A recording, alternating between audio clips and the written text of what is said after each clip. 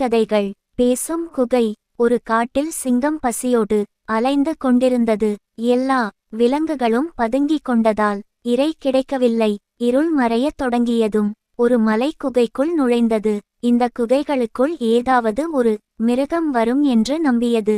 இங்கே பதுங்கியிருந்தால் உள்ளே வரும் விலங்கை கொன்று இரையாக்கிவிடலாம் என எண்ணியது. அந்த குகையில் ஏற்கனவே தங்கியுள்ள நரி காலையில் வெளியே சென்று இரவு திரும்பும். அன்று குகை வாசலுக்கு வந்த நரி, ஏதோ ஒரு மிருகம் உள்ளே இருக்கிறது என்று அதன் மனதில் பட்டுவிட்டது. வழக்கம் போல் சோதித்தறிய இவ்வாறு பேசியது. என்னை காக்கும் காவலனான குகையே, நான் உள்ளே வரலாமா? குகை அமைதியாக இருந்தது. மீண்டும் பேசிய நரி, அன்பான குகையே, நான் வரும்போது எப்போதும் விழித்து கொண்டிருக்கும் நீ உள்ளே வரும்படி அழைப்பாய், இன்று ஏன் மௌனம் என்று வினவியது.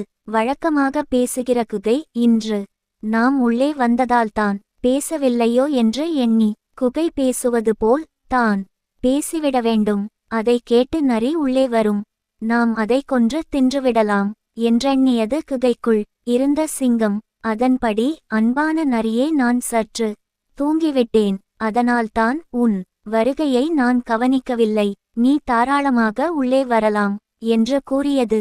சிங்கத்தின் குரல் நரியின் காதுகளில் விழுந்ததும் சிங்கத்தின் வஞ்சக திட்டம் புரிந்துவிட்டது. ஆபத்து வருமுன் எச்சரிக்கையாக நடந்து கொள்வதே புத்திசாலித்தனம் என்று எண்ணியது.